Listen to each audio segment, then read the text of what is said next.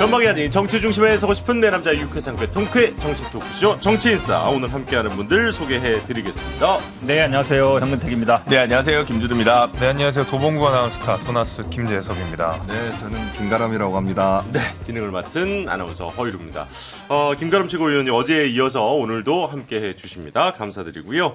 마중물 토크로 이 얘기를 좀 해볼까 합니다. 되게 오랜만에 나오는 이름입니다.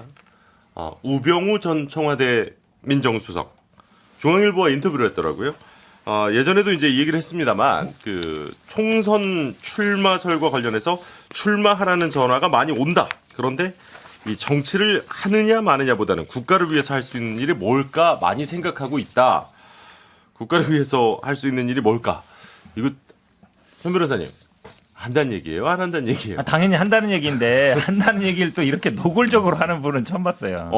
왜냐면 출마하라는 전화 많이 온다 이런 얘기는 안 하고 예. 뭐 고민 중이라든지 하면서 다시 생각해봐라 그렇죠. 이렇게 얘기한다. 그리고 예. 이거는 진짜 자가발전도 너무 심한 자가발전이에요. 나 출마하고 싶다 이 얘기를 하는 건데 근데 이제 이분이 아시겠지만 뭐 여러 걸 떠나서 결국은 아마 윤석열 대통령과의 관계가 중요한데 네. 그러니까 나이는 조금 어려요. 한 6년, 7년 정도 어린데. 여기가 이제 그 소위 말하는 소년급제 하셨던 케이스잖아요. 근데 예. 기수는 한 4기수 정도 높아요. 나이는 7년 워낙 정도 일찍. 어린데. 그렇죠. 그러니까 예. 한 워낙 일찍 됐으니까. 그러면 윤석열 대통령 입장에서는 그러니까 우병우 수석 입장에서는 어찌 보면 약간 검찰은 밑에 후배잖아요. 예. 근데 윤석열 대통령이 또 학교에는 되게 선배고 이러니까 나이는 또 한참 위고. 그렇죠. 예. 그러면 저는 윤석열 대통령이 조금 불편해할 것 같아요. 아니, 근데 본인들이 법무부 장관, 한동훈 장관까지 포함해서 기소한 사람 아니에요. 그렇죠. 본인들이 기소를 해놓고 본인들이 공천을 준다고? 너무 아무리 한국 정치가 역동적이지만 국민의 입장에서 이걸 공천을 주기에는 조금 수도권 민심이나 여러 가지 생각했을 아니 뭐 때 무소속으로 나갈 수도 있는 그렇죠. 거니까. 무소속은 가능성이 있을 것 같습니다. 예. 왜냐하면 여기가 지금 박형수 의원이 아마 현역일 거예요. 이 지역이 영주랑 울진이랑 영주 울진. 네, 군 뭐 여러 가지 군이 같이 붙어 있어요. 봉화 뭐 이쪽에 붙어 있을 거예요. 그럼 소지역주의가 있어요. 예, 지난번에 장윤석 의원이 거기 아마 무소속 나왔다가 낙선했을 텐데 그럼 영주 사람이 돼야 된다 뭐 이런 이제 영주의 민심은 있겠죠. 예, 지금 그 박형수 의원 영주는 아니고 울진인가 그럴 거예요. 예. 그래서 이제 뭐 그런 정도의 그 지역 정가에서의 그 얘기는 있겠지만 전국 구도에서 봤을 때는 국민의힘 선대위원이거나 뭐 공천 혁신위원장 이런 사람들 봤을 때는 그렇게 탐탁치 않은 그런 카드는 아니지 않을까요? 예. 박형수 의원님 말씀해 주신 것처럼 영주시 영양군, 봉화군, 울진군 요렇게 가치라고 하는데 저는 늘 이런 얘기해 주실 때마다 김준우 변호사님은 도대체 어떻게 이것까지 알고 있을까 되게 놀랍긴 저도 합니다. 지금 찾아봤더니 예. 우병우 수석이 보니까 고향은 봉화군이고 봉화군이고. 고등학교는 영주고등학교 나왔네. 아. 아니 두 개를 부를 수 있는 예. 아니 근데 일단 김재섭 위원께도 좀 여쭤보고 싶은 게 그러면은 국민의힘에서 좀 고려해볼 만한 카드라고 보십니까? 아니, 뭘 이런 걸 고려해요? 고려하면 안 되죠. 지금 그 우병우 수석 같은 경우에는 이제 양당 모두가 앓고 있는 탄핵 트라우마를 다시 한번 상기시킨다는 면에서 일단 총선에 등장하는 것만으로도 저 국민의힘뿐만 아니라 민주당 지지하시는 분들도 아마 굉장한 스트레스를 받을 것 같다는 생각이 들고 뭐 지금 30대 당대표 나오고 옆에 또 30대에 최고위원이 나온 상황에서 이 무슨 시대 역행적인 인사입니까? 저는 뭐 단호히 반대하고요. 국민의힘의 간판을 달고 나올 거라고 생각하지 않습니다. 네. 김가람 위원께서는 어떻게 보세요? 뭐 국민적 감성과 민심이 얼마나 엄중함을 제일 잘하시는 분 아니겠습니까? 네, 그래서 뭐 잘 판단하실 거라고 뭐 생각합니다. 뭐 국민의힘에서는 당연히 뭐 아직 그런 부분들 판단할 시기도 아니고 뭐 제가 아는 한 뭐 어떠한 고려도 하고 있지 않는 걸로 알고 있습니다. 그래요. 예, 알겠습니다. 뭐 어쨌든 되게 오랜만에 들려온 이름이기도 하고 그리고 맞아요. 이제 잘 코너링을 하셔서 잘 이렇게 어떻게 될지 좀 지켜보도록 하겠습니다. 앞으로 해도 거꾸로 해도 우병우잖아요. 네. 정말 우병우 전 민정수석과 관련한 이야기 오늘 마중물 토크로 나눠봤고요. 광고 듣고 와서 또 오늘의 본격적인 이야기 시작하도록 하겠습니다.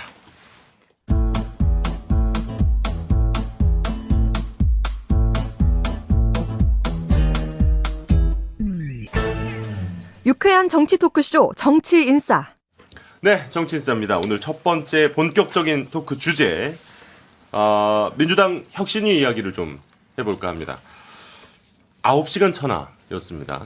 이래경 혁신이 뭐 일단 현 변호사께 좀 여쭤봐야 될 것 같아요. 네. 네네. 그 이래경 다른백년 명예 이사장 원래 그 좀 아시던 분이세요? 아니면은 저 모르는 분이에요. 네. 그리고 처음에 이분 딱 발표했을 때 네네. 저도 뭐 이렇게 여러 뭐 우리 톡방도 있고 뭐 텔방도 있을 거 아니에요. 당연히 다들 있죠. 당연히 있죠. 무릎이 똑같아요. 네. 누군지 아는 분 있어요?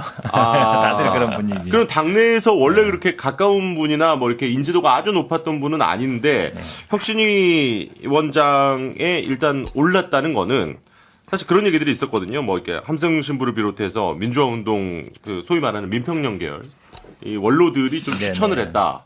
뭐 이런 얘기가 좀 있었는데 그런 분위기였습니까? 아니면 저도 뭐 인싸가 아니어서 잘 모르는데 근데 언론 보도라든지 아니면 뭐 송갑석 최고위원 얘기 들어보면 네네. 그런 그러니까 민주화운동 원로들 이분이 또 이제 GT 그러니까 김근태 의장님하고 뭐 같이 활동했다 그러니까 또 우리 아시겠지만 우리 당에 어찌 보면 민평년이나 이쪽이 굉장히 큰 그룹이거든요. 예, 예. 그러니까 그런 뭐 외부의 추천이 있었던 것 같습니다. 그러니까 근데 이제 큰 원칙은 이런 건 있었던 것 같아요. 그러니까 두 가지 정도인데 하나는 이 당내 인사는 좀 곤란하다. 예. 왜냐하면 이해관계가 얽히기 때문에 혁신이니까. 아무래도 이제 친소 관계가 여기거든요. 음. 그 다음에 이제 정치를 본인이 출마할 사람도 좀 곤란하지 않냐. 아. 2번이든 아니면 다음 대선이든 네네. 요 두 원칙은 있었던 것 같아요. 네. 근데 왜냐하면 그게 사실은 아시겠지만 혁신이 지금 말이 혁신이지만 거의 어찌 보면 공천과 관련된 룰을 정하거나 기득권 사람들을 잘라내는 역할을 할 거란 말이죠. 예, 그러면 본인이 정치를 하겠다거나 아니면 당내에 있는 사람들은 아무래도 쉽지 않습니다. 예. 근데 그런 원칙은 아마 제가 보기에 뭐 내일 뭐 오늘이나 내일이나 뭐 언제 또 새로운 분이 나올지 모르겠지만 뭐 그 원칙은 지키실 걸로 보고 있습니다. 뭐 일단은 그러니까 당내 인사는 안 된다. 이건 되게 중요한 룰인 것 같습니다. 아무래도 공천과 관련된 영향력을 끼칠 수 있는 그런 자리다 보니까. 그렇죠. 그러니까 예. 아무래도 당내 인사들은요 어떤 식으로든지 간에 친소 관계가 있을 수밖에 없어요. 그렇죠. 정치를 하다 보면 할 때 예를 들어서 대변인을 했다든지 아니면 원내수석을 했다든지 아니면 뭔가 같이 집행부를 했다든지 뭐가 엮이게 돼 있거든요. 그런 게서 조금 어쨌든 자유로운 민주당 사람이 입장에서는 지금 이제 그 이재명 대표와 이제 친명이냐 비명이냐 이런 문제도 늘 조금 걸리는 부분이다 보니까 오히려 더 외부를 찾은 건 아닐까요? 근데 생각보다 예. 저는 사실 이거를 뭐 친명 비명 막 얘기하는데 나와서 막 이제 사퇴해라 하는 분은 몇 분 있잖아요. 예. 역 없는 분이 있는데 네네. 그분들이 제가 보기에는 당내 그렇게 큰 영향력은 없어요. 대부분 나와서 이제 물론 이제 언론이나 방송에서는 좋아하죠. 그냥 쓴소리 하고 이러다 보니까 좋아하는데 그분들이 당내에서는 누구와 뭐 예를 들어서 뭐 세력을 만들거나 집단적이나 예. 이러진 분들은 안 해요. 제가 보기에는. 나머지 세 분은 처음에 이제 이 인사 이제 이래경 혁신위원장 얘기를 들었을 때 일단 첫 반응이 좀 궁금합니다. 어떤 느낌이셨어요? 좀 뭐 어쨌든 뭐 남의 당 이야기긴 하지만 우리가 같이 해야 될 제일 야당이지 않습니까? 예, 예. 그래서 좀 상식적인 좀 판단을 하면 좋겠다 뭐 이런 생각들을 많이 하고 있습니다. 최근에도 뭐 저는 또 뭐 청년이라고 이야기하고는 있지만 뭐 젊은 친구들이 또 가서 비판적인 이야기를 하면 우르르 몰려가 가지고 또 그 친구들 막 뭐 입도 맞고 뭐 그렇게 하는데 이번 혁신위원장을 뭐 선임하는 그런 어떻게 해서 이런 분을 선임하게 됐느냐. 어떤 싫든 좋든 우리가 같이 정치를 해 나가야 되는 제일 야당인데 좀 상식적인 판단을 해줬으면 좋겠다. 뭐 그런 생각들 많이 하고 있습니다. 네, 저는 그런 생각이 들었어요. 뭐 철회한 이후에, 예. 그러니까 처음에 뭐 이래경이라는 사람이 잘 알려진 사람은 아니니까 뭐 그러니 하다가 나중에 막 이런저런 의혹들이 나오기 시작하면서 들었던 게 결국 이제 이재명 대표 책임론으로 갈 수밖에 없는 것이 하다못해 대선 선대위나 총선 선대위원 하나를 영입할 때에도 기본적으로 제일 먼저 하는 검증은 SNS에 무슨 글을 썼나부터 검증합니다. 그렇다 그러면 이재명 대표는 그거 안 했다는 소리거든요. 그러면 저는 딱 두 가지밖에 없는 것 같아요. 하나는 이재명 대표는 그것조차 꼼꼼하게 살피지 못할 정도로 무능하다. 예. 거나 근데 뭐 그러진 않은 것 같고요. 두 번째는 혁신위에 아무런 관심이 없다. 실제로는 저는 이렇게 생각이 들었거든요. 왜냐하면 혁신이라고 하는 것이 단순히 그냥 어떤 뭐 특별 상설위원회 이런 게 아니라 예. 본인의 그러니까 당 대표의 권한 상당 부분을 혁신위원장에게 임명하고 그 이후에 혁신위에서 나온 안을 공천에 반영한다고 하는 굉장히 큰 역할을 해야 되는 혁신위원장인데 최소한의 검증조차 안 하고 뭐 언론 보도 보면 누구의 추천이 있다, 뭐 지하 인사들의 추천이 있다 이런 얘기가 있었는데 그분들의 추천만 믿고 덜컥 임명했다라고 하는 것은 이재명 대표가 혁신위에 대해서 거는 기대가 본인 스스로도 없다라는 생각이 엄청 많이 들었어요. 그리고 아니 최소한 자신의 권한 일부를 위임할 정도의 혁신이면 어떤 사람인지 꼼꼼히 파악은 해야 되는 게 정석이잖아요. 그냥 단순한 위원들을 선임할 때도 그렇게 됩니다. 그런 걸 보면서 이재명 대표가 혁신이라고 하는 것에 그리고 혁신에 대해서 별로 진심이 아니구나 하는 생각이 좀 들었고 그렇다고 하면 혁신이 왜 띄우느냐. 2015년에 민주당 생각이 불쑥 났습니다. 당시에 이제 문재인 15년이요. 2015년 예. 문재인 대표가 혁신이라는 이름으로 그 당 외부의 인사들을 그 당 안으로 모셔와요. 예. 그게 말하자면 문재인 대표를 반대하는 세력들을 숙청하기 위한 구실로서 소위 말하는 중립적인 인사들을 자꾸 당내로 들어와서 뭔가 숙청하려는 시도를 하다가 결국 결과는 분당이었거든요.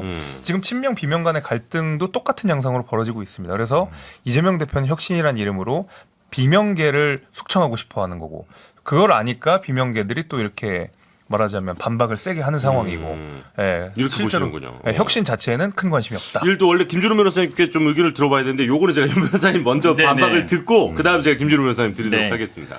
뭐 검증에 소홀했던 건 맞는 것 같고요. 근데 혁신에 관심이 없다는 거는 제가 보기에 정치인으로서는 절대 아니다. 사실은 지금 민주당 굉장히 어려운 상황입니다. 그러니까 이 혁신을 제대로 못하면 총선 어렵고요. 사실 총선에서 실패하면 이재명 대표의 정치적인 미래도 없어요. 네. 누구보다 본인이 잘 알겠죠.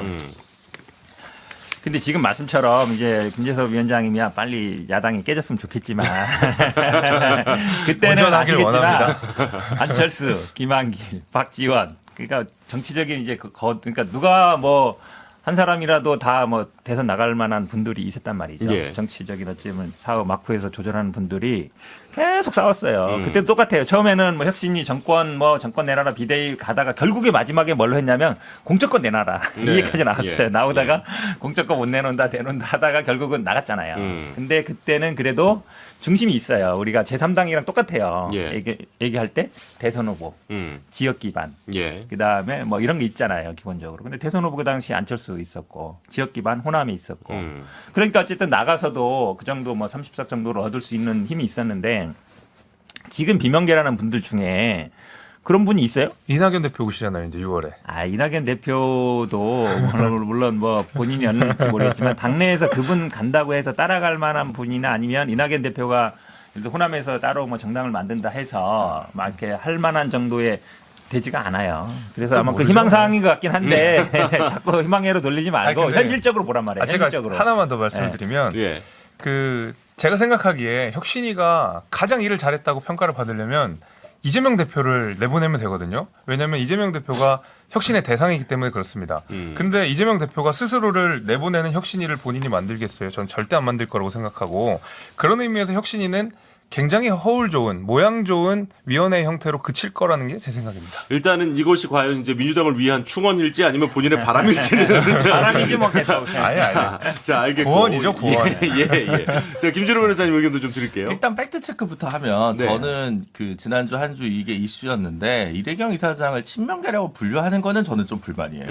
그럼 훨씬 나이가 많고 그 본인이 지티계예요, 사실은. 근데 아직도 친명계다 이런 식으로 이제 방송하는 경우들이 있어서 제가 막 일일이 막 다 지적할 수는 없었지만 그러니까 이분이 사실은 이제 뭐라고 하죠? 그 다른 백년이라는 사단법인을 재원을 꽤 내놔서 연구자들 뭐 싱크탱크처럼 하겠다. 이것도 벌써 한 몇 년 됐어요. 5년 됐고 책도 냈고 했거든요. 그래서 시민사회에서 옛날 분이 이제 젊을 때 학생운동하고 민주화운동 하다가 기업을 해서 돈을 좀 일구신 다음에 다시 사회에 내놓겠다. 이런 전형적인 케이스예요. 그래서 이분을 저는 이제 이름은 알고 있었습니다. 그리고 글도 봤어요. 근데 가끔 글이 너무 제가 정확한 이런 표현을 써도 될지 결례일 수도 있겠습니다만 사상의 혁신이 되지 않았다는 생각을 좀 할 때가 있었어요. 어떤 의미일까요? 그러니까 옛날 그 구도 오히려 386이 아니고요. 원래 70년대 학번의 어떤 운동하시던 냄새가 이렇게 나다 보니까 외교관이나 이런 부분에 있어서 조금 이거 좀 약간 안 맞는 것 같은데라는 생각을 했거든요. 근데 뭐 사상은 자유니까 전 뭐 그걸 막 엄청 비난하고 뭐 이런 문제는 아니라고 생각을 했는데 이제 책도 내셨고 칼럼도 이제 그 정도로 쓰셨거든요. 그래서 가끔 가다가 이런 분 누구예요? 저한테 물어보는 사람들도 있어서 저도 이제 봤던 건데 하지만 이제 이분이 당의 혁신을 주도할 수 있는 역량을 충분히 갖췄냐라는 건 저도 물음표가 있죠. 예. 왜냐하면 당을 아는 사람이 혁신을 해야 되는데 그러면 당을 아는 사람이 왜 혁신위원장을 안 맡았냐라는 것은 혁신의 권한을 애매하게 줄 것을 알았기 때문에 안 맡은 거 아니냐라고 저는 생각을 하는 거거든요. 그래서 좀 명확하게 이제는 혁신위원장을 제안할 때 내가 이것까지 주겠습니다.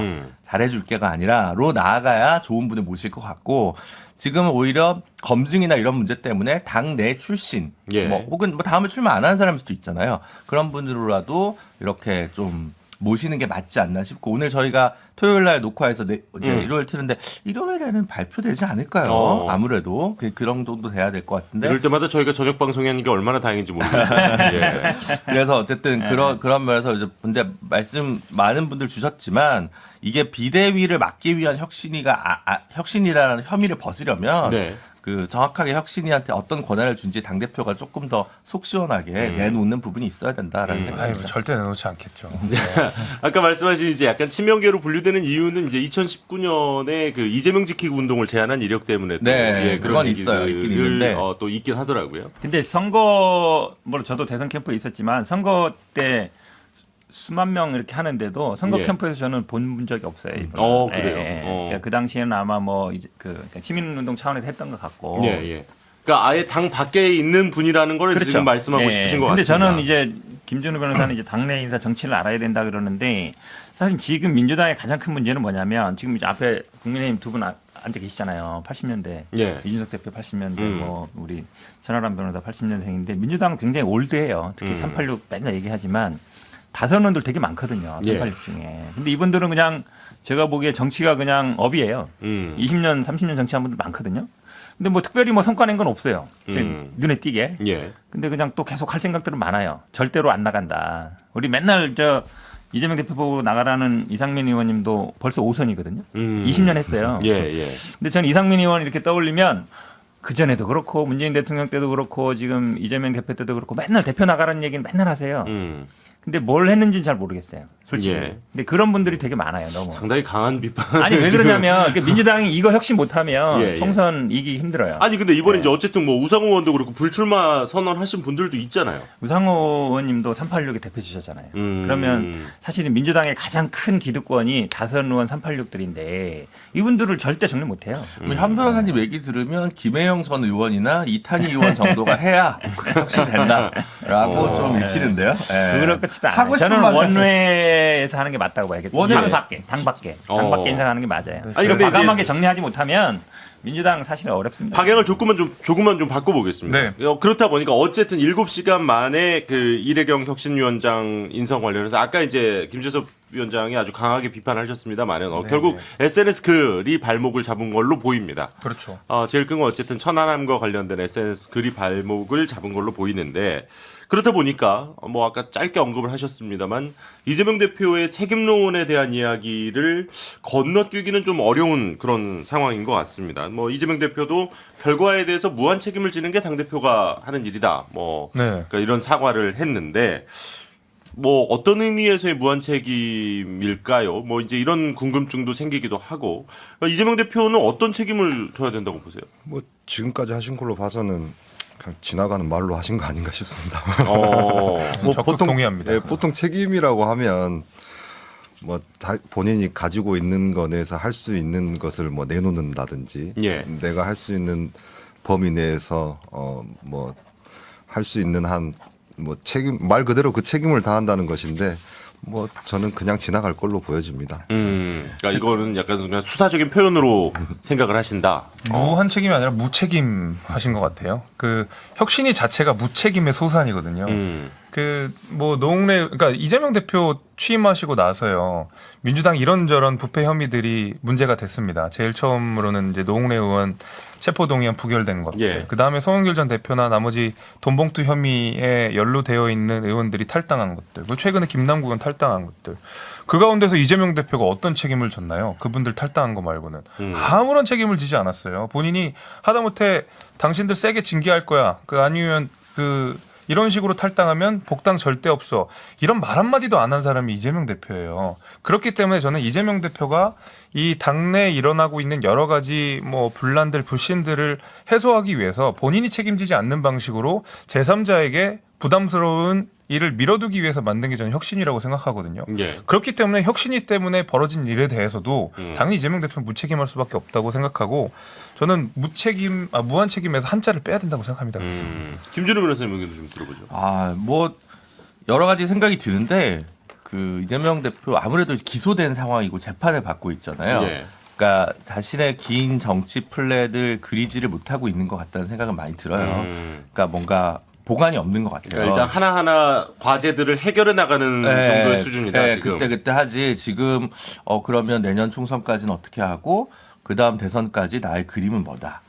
아니면 이때는 뭐 어떻게 해야겠다. 이런 그림을 못 그리고 있으니까 모든 것이 약간 주저주저 되는 것 같아요. 예. 사실은 그런 부분들 때문에 이재명 다움이랄까? 그런 게 자꾸 실종돼 가니까 지금 말씀하신 건 좀 과감하고 좀 개혁적이고 예, 과단성 있는 그런 모습. 나아가는 약간 그런 느낌을 그렇죠. 말씀하신 것 같습니다. 그러니까 본인의 사법 리스크는 사법 리스크지만 그 외 나머지 것들도 머리가 너무 복잡하니까 딱딱 끊어내질 못하고 있다는 그런 생각이 많이 들어서 지금 이제 마지막일진 모르겠지만 보여주는 게 이제 혁신위원장 카드를 그래서 되게 잘 써야 될 것 같아요.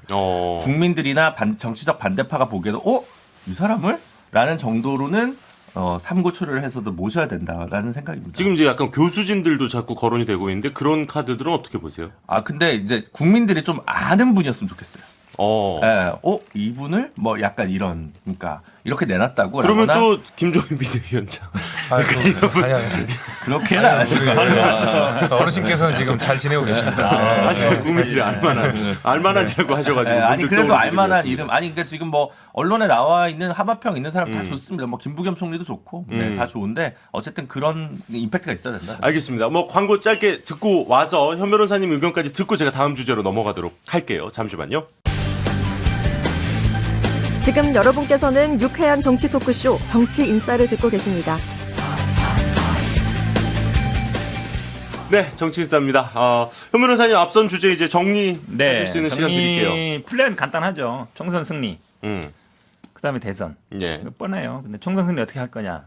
그거 뭐 혁신해야 돼요. 근데 혁신의 대상이 다 우리 당의 의원들이에요. 현역 의원들. 특히 다선 의원들. 네. 어떻게 할 거냐. 이게 제 관건이기 때문에 그거 다 알죠. 모르는 사람이 어디 있어요. 근데 이재명 대표도 의원한 지 얼마 안 됐어요. 당내 기반이 그렇게 튼튼하지 않죠. 그 원래 사이에 행정 고민하는 쪽을 거예요. 더 많이 그렇죠. 하셨던 분이니까. 그러니까 초선이고 정치적 면에서 아직은 이제 확실하게 뭐 당의 어떤 세력을 형성하고 있는 건 아니기 때문에 그런 지점의 고민인 거죠. 뭐 어쨌든 오늘 내일 중으로는 어쨌든 또 새로운 혁신위원장. 그렇죠. 오늘 중에 아마 어느 정도 입각이 되면 내일 의원총회를 하면 의원총회를 할 때 아마 이걸 가지고 또 의원들의 얘기를 듣고 그렇게 할 것 같습니다. 어떤 분이 과연 선임이 될지 또 그리고 이제 그 이후에 또 화제가 되면 저희가 다음 주에 이야기를 나눌 수 있지 않을까 싶고요. 현근택설도 있어요. 근데 전혀 없습니다. SNS에 있다는 얘기가 있는데 전혀 없습니다. 이재명 대표를 저는 혁신하시면 당내 바로 인사가 이제 당내에 있기 당대표급으로. 때문에 또 좀 제안 들어오면 하실 의향은 없으세요? 전혀 그럴 일 없으니까. 자, 응원합니다. 자, 다음 주제로 넘어가도록 응원합니다. 하겠습니다. 아니 근데 일단 여기 계신 네 분, 특히 세 분께 좀 가장 궁금한 거. 토론해요, 안 해요? 김기현 대표와 이재명 대표 토론 하자면서요. 왜 안 해요? 하시지 않을까요? 그죠? 예. 우선 뭐 제가 봤을 때 과정을 보면 예. 이재명 대표하고 이제 정부 뭐 대통령하고 이제 영수회담이 잘 성사되지 않으니까 뭐 우리 김기현 대표님께서 우리 만나서 편하게 이제 밥이라도 한 끼 먹자 이렇게 제안을 했는데 내가 당신하고 뭐 편하게 밥 먹을 처지냐 뭐 이렇게 얘기했다가 또 뭐 이제 뭐 다시 또 이런저런 제안들을 하고 있는데 뭐 이제 또 무슨 로텐더홀에서 뭐 같이 또 이야기 한번 나눠보자 이런저런 조건들이 계속 달리니까 과연 정말로 대화를 하고 싶은 의지가 있는 것인가? 아니 근데 일반적으로 보기에는 김기현 대표가 오히려 의지가 좀 없는 거 아닌가 이렇게 보시는 분들이 더 많지 않아요 지금? 아니에요. 김기현 대표의 예. 의지가 좀 확실히 있으신 것 같아요. 되게 하고 싶어 하시는 것 같아요. TV 토론을. 이제 오히려 이제 실무자들이 그 내용들을 조율하면서 네. 뭐 절차들 조율하고 이러느라고 좀 지연되는 것 같고 제가 알기로는 지연이라고 보시는군요. 네, 저는 김기현 대표는 굉장히 의지가 강한 걸로 알고 있습니다. 그래요. 그러니까 사실 그 전에 이제 어쨌든 송영길 전 대표와 이준석 전 대표 간에 이제 백분 토론에서 토론도 되게 화제가 됐었잖아요. 그러니까 좀 이렇게 제대로 된 좀 텔레비전 토론 프로그램에서 두 분이 토론을 하는 것도 참 좋지 않을까 이런 생각들을. 근데 너무 하는데. 또 싸우기만 하면 안 좋으니까. 예. 두 분이 결단하셔서 정치인사에 나오는 걸로. 아 너무 좋다. 네. 괜찮다. 네 분 저희가 휴가 드릴 테니까. 그럼요. 일본인 안 나와도 되죠. 아름답네요. 네, 예, 그게 생각만 해도. 실무진에서 적극 검토 부탁드립니다. 예. 네. 아니 근데 그러면 이재명 대표도 좀 제대로 다시 한번 이제 제안을 한 거잖아요. 그러니까 뭐 국회 로텐도홀에 의자 하나 놓고 그냥 얘기합시다. 뭐 이렇게 제안을 한 건데 왜 이렇게 성사가 잘 안 된다고 보세요, 현 변호사님? 저는 근데 이제 이 방송 토론이라는 게 우리가 뭐 방송 해보면 알겠지만 방송에서는 원칙적인 얘기밖에 잘 못해요. 그러니까 깊이 있는 얘기는 우리는 밖에서 하잖아요. 예, 여기 앉아가지고 한단 말이에요. 그래서 밥 먹을 때 얘기하고 예. 진솔한 얘기는. 근데 진솔한 얘기를 하는 게 더 중요하거든요. 그러니까 TV 토론은 토론대로 하고. 그다음에 또 개인적으로 만나서 그 전제가 뭐냐면 근데 내부적으로 우리끼리 한 얘기는 우리가 방송에서 안 하기로 하면 얘기 잘 안 하잖아요. 그러니까 말하자면 이제 오프 더 레코드를 그렇죠. 또 그게 서로 좀 지켜져야 지켜주는 돼요. 그게 있는 그렇죠. 거죠. 그게 사실. 제가 보기에 제가 어찌 예. 보면 큰 이제 전제인 것 같아요. 신뢰가 전제인데 저는 그것만 좀 되면 그냥 두 분이 그냥 뭐 어떤 식으로든지 만나서 얘기하고 또 TV 토론도 하고 그렇게 하는 게 나은 것 같아요. 근데 이제 어쨌든 그 밥 한 끼 합시다를 먼저 제안했는데 밥 먹지 말고 우리 정책 얘기합시다로 이제 받은 거잖아요. 그러면 로텐도 홀에서 보자고 하지 말고 그냥 좀 밥 먹읍시다 뭐 이렇게 가면은 좀 더 쉽게 된다 이렇게 보시는 거군요. 그렇죠. 그런 자리를 하면 그 다음에 뭐 토론도 더 쉬울 수 있고. 그러니까 둘 다 하는 게 좋은 것 같아요. 비공개 회동도 네. 하고 그렇죠. 공개 토론도 토론도 하고 하고. 그게 네. 좋은 것 같아요. 그러니까 역시 이제 국민들께서 보시기에는 공개 토론을 한다는 것 자체가 여야 그럼요. 대표가 네. 만났다는 지금 사실 지난 1년 동안 거의 서로 대화가 없었으니까 네. 또 그런 면에서는 좀 의미가 있지 않나 싶기도 하고요. 그러니까 이제 뭐 민취업 이런 데 가서 어색하게 악수한 거 말고는 아직까지 여야 대표가 이렇게 흔쾌히 회동하면서 이야기를 나누는 장면들이 국민들께서 못 보셨으니까 이번 기회에 좀 그러니까 그 만남 자체가 굉장히 의미가 있는 것 같아요. 예. 계속 지금 국회도 그렇고 정부랑 의회도 그렇고 교착 상태가 너무 지속되다 보니까 제가 느끼는 그 국민들의 감정은 점점 이게 정치 못 믿겠다 이거거든요. 보기 또 싫다거든요. 정치의 실종이라는 얘기들이 지금 네. 너무 많이 나오고 있죠, 사실. 근데 그 여야 대표가 손을 맞잡고 토론하는 것 자체가 그냥 그 정치의 실종을 일정 부분 회복하는 상징을 지니기 때문에 예. 저는 토론은 하여튼 빨리 이루어졌으면 좋겠습니다. 근데 원래 김기현 대표가 뭐 TV 토론 하자고 한 거 아니에요? 저는 그렇게 알고 있었는데 또 요즘 아니요. 아니요. 원래는 뉴스에 김기현 보니까 대표가 식사하자고 했더니 TV 네. 토론하자 그래서 오케이 이렇게 네. 된 거잖아요. 김기현 대표는 TV 토론 하시고 싶어 한다니까요. 둘 다 하고 굉장히- 싶어 하는 근데 둘 왜 다 하고 싶어 하는 엊그제 거죠. 얘기로는 뭐 토론하자 그랬더니 뭐 TV 토론 할 때냐 뭐 약간 이런 뉘앙스로 얘기했다는. 아니 그건 아니고 안 해. 그러니까 토론을 어쨌든 해야 되는데 실무진이 문제인 걸로 네. 정리를 하고 김가람 최고위원께서 좀 최고위원 회의에서 얘기를 좀 더 적극적으로 해주셔도 좋을 것 해주세요. 같아요. 정치인사에서 하자고. 뭐 이양수 원내부 대표님, 수석 원내부 대표님 말씀만 들어봐도 우리 김기현 대표님은 아무 조건 없이 편하게 어떤 조건이든 간에 수용하겠다, 예. 대화하고 싶다, 뭐 이런 입장이시라고 얘기하신 걸로 봐서도 뭐 저는 뭐 충분히 우리는 어떤 입장에서도 대화할. 뭐 그럼 준비가 전화만 되어 해가지고 있다고 내일 만납시다 하면 되는 거네. 아니, 약간 토론합시다. 이재명 대표가 토론회를 가지고 많이 이제 그러시는 것 같아요. 이제 본인 스스로가 토론에 자신이 있다 보니까 나 이거 잘해 자체가 본인의 정치적 자산이거든요. 그러니까 윤석열 후보랑도 당시 대선 후보 때 보면 계속 토론 가지고 실랑이를 많이 했었거든요. 네네. 계속 밀어붙이면 우리는 받겠다라고 했는데 막상 또 민주당 내에서도 좀 지지부진한 모습들 보여주고 이래가지고 실제로 지금 누가 그 토론을 회피하고 있는지는 두고 볼 일인 것 제가 같습니다. 대선 때 토론팀이 있었는데요. 윤석열 그 당시 후보님이 이런 핑계 저런 핑계 대면서 토론 안 하셨어요. 아니에요. 법정된 것도 다 안 하시려고 그랬잖아요. 아니에요. 그렇지 않습니다. 제가 대선 토론팀이 있었다니까요. 하루빨리 정치인사에서 뵈면 더 좋지만 MBC 백분 토론에서라도 꼭 좀 두 분을 만날 수 있었으면 좋겠고 또 김가람 최고위원께서도 얘기를 해주셨으니까 진짜 최고위원회에서 혹시 이 안건이 나오면 꼭 강하게 어필을 한 번 더 해주세요. 제가 아직 한 번도 안 들어가 봤는데. 예. 그렇죠. 그러니까 당선 직후에 지금 저희 정치사를 바로. 찾아주셨기 때문에. 자, 다음 주제로 좀 넘어가 보겠습니다. 뭐 어쨌든 두 여야 대표 얘기를 좀 했는데요. 이게 참 우리가 방송에서 특히 정치인사에서 제가 가끔 현 변호사님도 그렇지만 공교롭다라는 표현을 쓰는 경우들이 생깁니다. 참 공교로운 일이 또 하나 벌어졌는데요.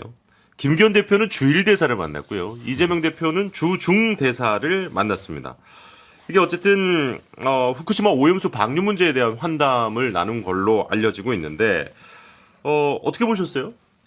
이게 사실은 그러니까 주중대사 만나는 게 먼저 알려지고 예. 그 다음 날인가 이제 주일대사 만나는 게 이렇게 알려졌거든요. 네네.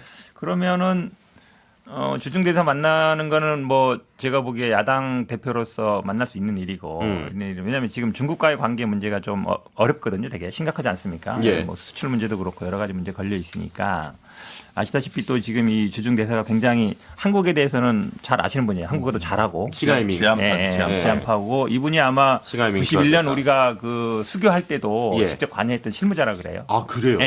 그러니까 어찌 보면 그러니까 말하자면 중국 내 한국 통이군요. 그렇죠. 어떻게든 이제 한국과의 관계를 좀 풀어보고 싶은 생각이 있으니까 이런 얘기하는데 물론 저도 그 자리에서 이분이 뭐 막 나와가지고 막 뭐 비판하고 이거는 좀 오버가 맞아요. 왜냐하면 외교라는 거는 약간 어찌 보면 애매하게 얘기하고 돌려서 얘기하는 게 이제 외교의 기본이잖아요. 예. 아니면 본인이 뭐 그냥 언론 브리핑 하든지 하면 되는 것이지 야당 대표하고 회담하면서 그런 건 제가 보기에 약간 신뢰가 맞아요. 맞는데 외교부가 그런데 초치를 하기도 했습니다. 그렇죠. 예. 그런데 또 야당 대표가 주중 대사 만나기로 알려졌다 해서 또 여당 대표가 주일 대사를 만나는 게 또 그게 또 맞느냐 그런 생각이 들어요. 그러니까 예를 들어서 우연인지 모르겠지만 어쨌든 주중 대사 만나는 게 먼저 알려졌고 예. 그 다음에 이제 알려졌는데 같은 날 또 만났어요. 우리나라 지금 이제 국내 정치 문제가 이제 국제적으로까지 벌어지는 것 같습니다. 뭐 지금 이제 현 변호사께서 말씀하신 싱하이밍 대사의 얘기는 이제 이런 거였습니다. 그러니까 미국이 승리할 거고 중국이 패배할 거라는 거는 그런 이제 배팅을 하고 있는 것 같은데 잘못된 판단이다. 뭐 이제 이런 이야기를 해서 외교부에서 초치를 한 일이 있었습니다. 네, 바로 내정 간섭이라는 얘기 나오잖아요. 근데 당연히 이제 이재명 대표가 이 가운데서 비판을 받는 것이 그 어떤 발언 전문을 읽는 과정 속에서 그냥 옆에 계셔서 아무런 제지도 안 했다라는 거예요. 사실 나란히 서서 그 메시지가 나왔다는 것 자체에 이재명 대표가 그 의견에 동조를 한다라고 아마 많은 사람들이 그렇게 생각하실 거거든요. 근데 그 가운데서 한 번도 제지하지 않거나 아니면 그 전에 사전 조율을 하지 않았다는 거는 이재명 대표도 싱하이밍 대사의 말에 일정 부분 찬성한다는 것처럼 보여서 저는 대단히 심각한 문제라고 생각합니다. 아니 근데 예를 들어서 그럼 그 국민의힘 분들이 보니까 만약에 그 대사가 그렇게 얘기했으면 박차고 나왔어야 된다. 제지했어야 된다. 그게 되겠어요. 어찌 보면 그래도 중국 그 한 국가를 대표해서 오신 분이잖아요. 근데 그 자리에서 어찌 보면 약간 그러니까 외교라는 거는 사실은 어찌 보면 약간 뭐 그런 걸 전제로 하는 건데 이분이 예를 들어서 이런 거 발표할 걸 뭐 사전에 다 공유했다. 그것도 제가 보기엔 아닌 것 같고 또 그런 얘기 한다고 해서 그런 말 하면 안 됩니다. 그런 말 듣고 있으니까 나 나갈게요. 그게 좀 이상하잖아요. 아니, 그 이후에라도 그럼 이재명 대표가 여기에 대해서 좀 강하게 비판하는 메시지들 내셨냐 이거죠. 아니 그 대사의 어떤 발언에 대해서 어떤 대표가 뭐 비판하고 그러는 게 정상이에요? 그건 좀 쉽지 않죠. 아니요, 이거는 당연히 비판해야 되는 문제죠. 막말을 한 거고 전랑외교를 한 건데 아무리 만났다고 하더라도 대한민국의 야당 대표인데 이거를 지적하지 않으면 저는 이재명 대표가 동조했다고 생각 밖에 안 되는데요. 어쨌든 우리 외교에 있어서 요즘 어떤 터닝 포인트 같다는 생각이 좀 많이 들더라고요. 그래서 요즘 저는 구한말 이 막 생각이 납니다. 누구는 친러파, 누구는 친정파, 누구는 친일파, 누구는 친미파, 뭐 이렇게 돼가지고 걱정이 좀 많이 되는데, 그러니까 사실 뭐 다 떠나서 의도를 떠나서 그리고 뭐 시기가 공교로운 거 막 다 빼고 결국은 김기현 대표가 주일 대사, 그러니까 주한 일본 대사를 만난 건 일본의 스피커 역할을 해준 셈이 됐고 이재명 대표는 중국 대사의 스피커 역할을 해준 셈이 됐어요. 그러니까. 만나려고 했던 목적 자체는 그게 아니었지만 그래서 이제 참 간단치가 않다 지금 우리가 처한 상황이 국내 정치 때문에 외교에 관련된 부분들까지 이제 틀어질까 봐 좀 걱정되는 부분이 좀 있는 건 사실이고 근데 좀 뭐랄까 그런 면에서 좀 여야가 지금 외교 문제와 관련해서 너무 국내 정치의 연장선상에서 활용하지 말고 좀 합의된 전략을 좀 짜는 게 필요한 시점이다라는 생각이 들고 그런 면에서 봤을 때도 좀 여야가 좀 소통을 재개할 필요가 있다. 지금 뭐 중국이랑 북한이랑 일본 만날 게 아니라 여야부터 다시 만나야 될 이유를 오히려 더 완연하게 느낄 수 있는 하루였던 것 같아요. 그러니까 이게 또 어쨌든 문제가 됐던 게 이 만난 이유 자체는 후쿠시마 오염수 방류입니다. 이것과 관련된 이야기들이었는데 그렇다 보니까 또 이제 최근에 그런 얘기가 나왔잖아요. 그 후쿠시마 앞바다에서 잡힌 우럭. 왜 우럭 회로도 많이 먹는데 뭐 우럭은 사실 그 탕이 맛있습니다. 예. 기준치 180배에 이르는 세슘이 검출됐다 이런 얘기가 나오면서 그러니까 그러면은 일단은 저기 김기현 대표가 그 주한 일본 대사를 만나서도 그러니까 이런 부분에 대해서 오염수 방류 관련해서는 정확한 입장이라든지 뭐 반대 의견이라든지 또 이런 거는 아니었던 거 아니겠어요? 그러니까 그렇다 보니까 무슨 얘기를 하려고 만나셨나? 약간 이런 괴담이라고 그랬잖아요. 괴담에서 한다. 괴담 퍼뜨리고 있다 그러는데 아니 사실은 지금 국민의힘이나 지금 뭐 보수 패널들 중에 보면 다수 아니 이거 문제 있다. 아니 방류하면 안 된다라고 원칙을 얘기해야 되는데 다들 일본 편 들고 있어요. 일본 입장을 대변하고. 근데 일본에서도 지금 보면 어민들이라든지 특히 후쿠시마 협회 이런 데를 보면 만나서 막 반대한다 그러잖아요. 뭐 시민들도 문제 있다. 이렇게 우럭이 180배 나오면 그걸 뭐 그물로 친다고 해서 뭐 고기가 안 나가겠습니까? 물은 다 흘러가는 건데. 그리고 물고기가 뭐 해를 따라서 태평양 돌아서 다녀요? 그건 아니잖아요. 물고기는 뭐 일로 갔다 절로 갔다 자기 마음대로 다니는 거니까. 그리고 사실은 이 수산물이 우리나라에 많이 들어오잖아요. 일본께 많이 들어오고 있거든요. 8개 말고는. 근데 우리가 이 수산물 원산지를 정확하게 표시하지만 국민들이 그게 100% 신뢰하지는 않아요. 예를 들어서 일본산 이렇게만 써 있지 일본 어디 산 이렇게 어디 현까지는 잘 모르잖아요. 쓸 필요가 없죠. 그렇죠. 일본산만 쓰니까. 그러면 국민들이 걱정하는 거예요. 일본산 그러면은 물론 일본이 현이 뭐 굉장히 많고 이러지만 뭐야 이거 일본 거 먹어도 되나? 그 생각은 누구나 할 수밖에 없어요. 근데 그거를 자꾸 이거 뭐 괴담 유포하고 있고 수산물 수입하는 거에 대해서 왜 이렇게 민주당에서 괴담 유포해서 이렇게 그 어민들을 어렵게 만드느냐 이렇게 얘기하는데 잘못돼도 너무 잘못된 게 원인 제공은 일본이 하고 있잖아요. 우리가 하는 게 아니고 그럼 일본에 문제 제기를 해야 되는데 저는 국민의힘이나 지금 여당에서 너무 일본 편 들고 있다. 일본 대변인 역할을 하고 있다. 그래서 이제 우리 당에서 그랬잖아요. 일본의 힘이다. 국민의힘이 아니고. 아유, 그거는 그냥 하시는 말씀인 거고요. 그러니까 오염수 방류에 대해서 우려하는 거 뭐 당연히 이해를 하죠. 근데 김기현 대표가 괴담이라는 말씀을 쓰셨던 거는 아마 이런 맥락이었을 거라고 봐요.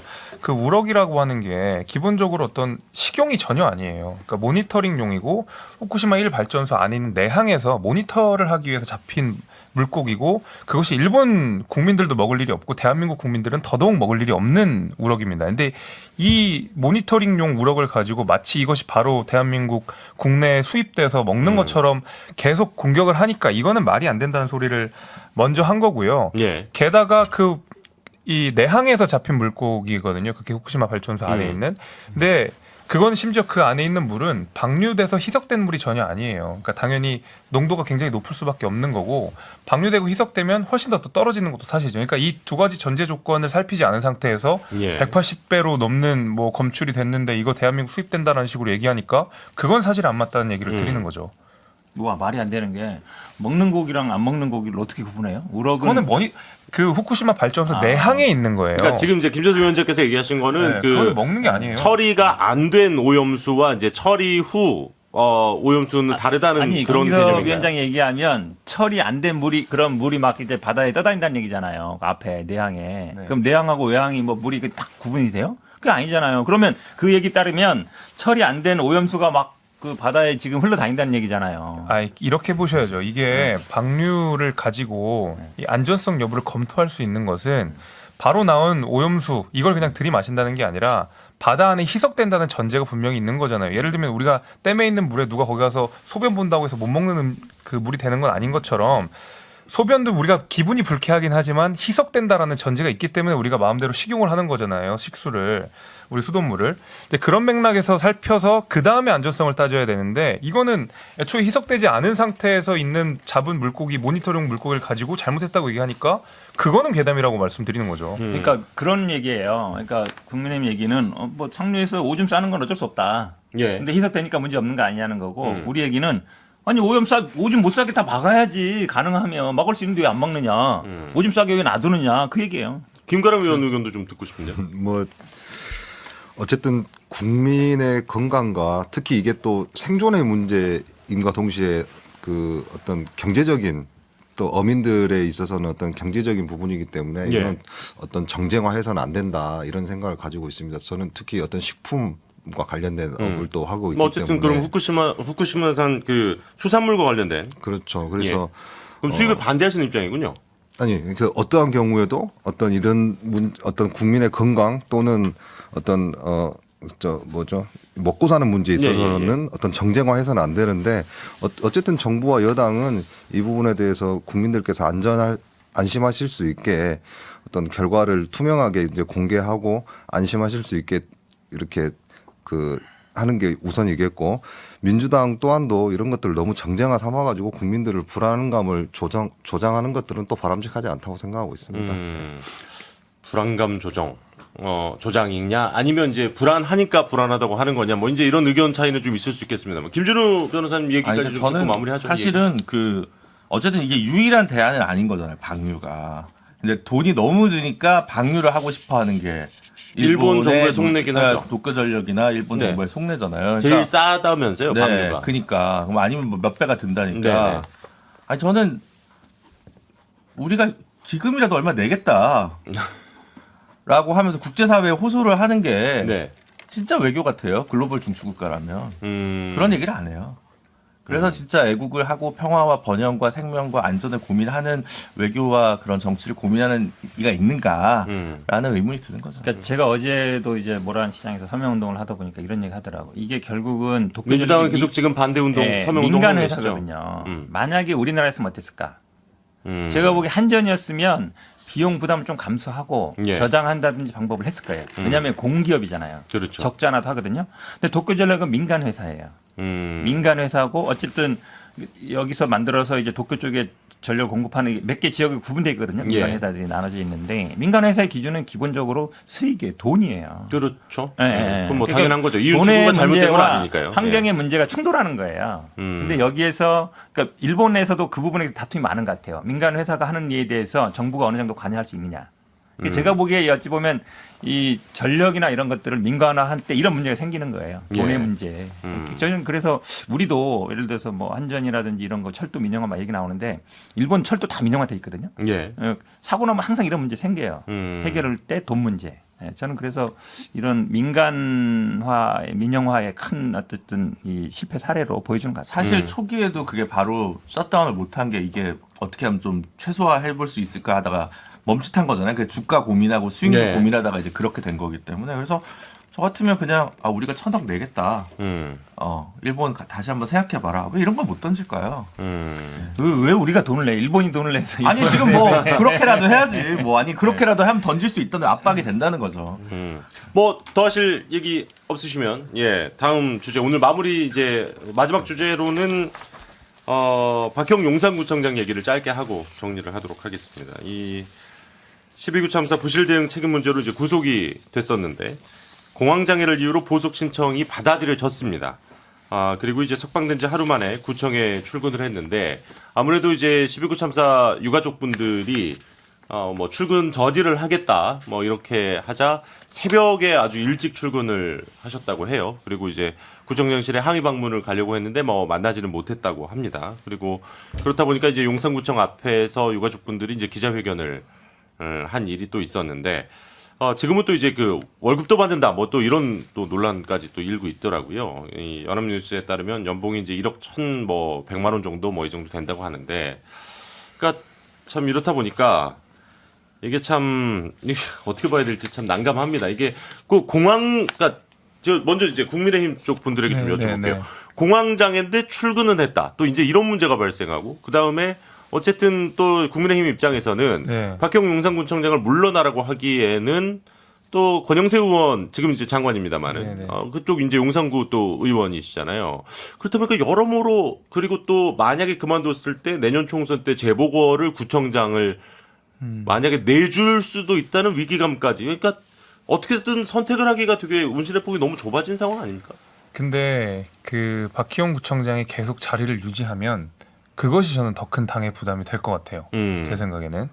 그러니까 뭐 그런 여러 가지 정치적 고려가 있겠죠. 뭐 재보궐 선거도 있고 뭐 권영세 장관의 입지 같은 것들도 있겠지만은 그런 것들을 다 종합적으로 고려한다 하더라도 우리가 이태원 참사의 유가족분들이 여전히 그 이제 여러 가지 규탄을 하고 계시는 상황이고 박희영 구청장에 대해서 박희영 구청장이 이런저런 이유로 뭐 보석 허가는 받았지만 그건 뭐 법에서 정해진 대로 하는 거니까 하겠지만은 아침에 새벽에 또 몰래 출근했다라는 것 자체가 본인 스스로도 떳떳하지 않다는 것을 저는 자임한 거라고 보거든요. 그래서 개인적으로는 사퇴를 하시는 게 맞지 않나 이제 그게 생각입니다.